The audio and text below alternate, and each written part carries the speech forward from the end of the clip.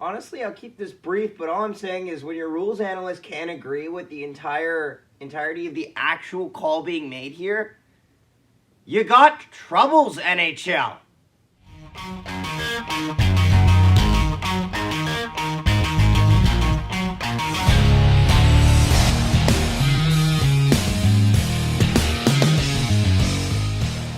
Good morning, afternoon, and evening, ladies and gentlemen.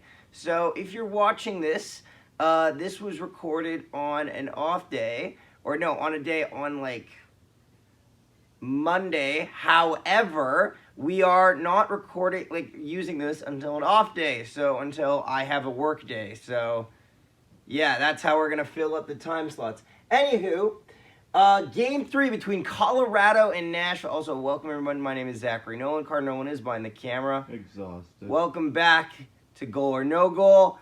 Appreciate you checking it out. So, we got an interesting one here. Game 3, Nashville, Colorado. Arguably one of the only games that I would say Nashville actually had an opportunity to win, but they really just could not find enough to capitalize. Now, they tied the game 2 separate occasions, and this came just after they made it 3-3. And what would happen is Gabriel Landeskog would come in, or Terry Lehkonen would come in towards the net. We'll watch here. Gabriel Landeskog has the puck. He's walking in. Artturi Lehkonen is going towards the net, but he's trying to slow himself down. He comes up. The Nashville defender shoots. Now Landeskog fires it. He shoots and he scores. Seemingly, he will put the Avalanche up 4-3. This, by the way, ended up being the game-winning goal. So, and now Ingram would be upset here because it looks like Artturi Lehkonen came in and crashed towards his pad. So, does this have any merit? Well, fun fact, they don't actually show us the above angle look, which is annoying. However, these are the 3 angles they give us, okay? They actually go and they will challenge this on goalie interference, and they would lose the challenge, which would require them to which would require them to then take a penalty as well, which would then give Nashville or Colorado a power play where they would score another goal. And then the game would just slowly devolve into the end of the game for Colorado, where they would take control and win 7-3. So let's go through this. Honestly, it begs repeating. Now, there's 2 things that you need to consider the most in a play like this. Is the defender pushing Artturi Lehkonen?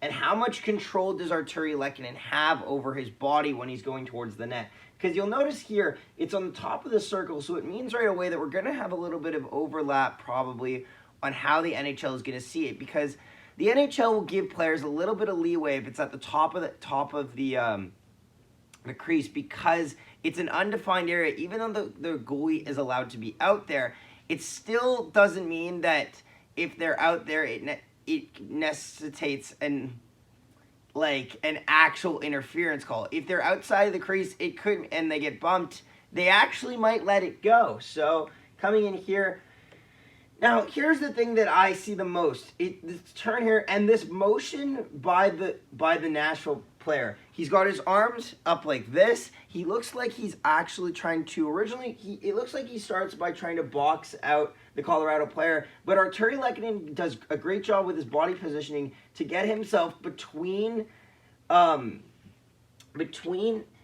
get his body in between the Nashville defender and the goaltender, forcing the defender for Nashville to almost interfere with him in the play. And they review this, they deem it's a goal, and the rule analysts thought that this shouldn't have been a goal. I actually disagree. I think this is okay, and here's why. Here you can see, we can see on the camera angle here, let me just show you here. Right here, we can see that the contact here is being made because of the impact of the Nashville Predator defender there. And that's why Artturi Lehkonen is actually pushed the extra couple minutes, because he's trying to keep his body out of the way. Maybe because he's trying to stay out of the way of the shooting lane, but nonetheless, he's still trying to stay out of the way. The Nashville defender is the reason why he goes into the net.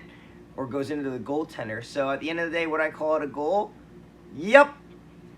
It's close. Don't get me wrong. It really is. But at the end of the day, I don't see the Colorado player doing enough on his own accord to merit this to be called back, especially after the beginning it was so inclusive. So thank you so much for watching. Don't forget to leave a like, subscribe if you're new to the channel, and yeah, we'll see you next time. Thanks for watching. Connor, the old Svechnikov for Connor, and score! Pierre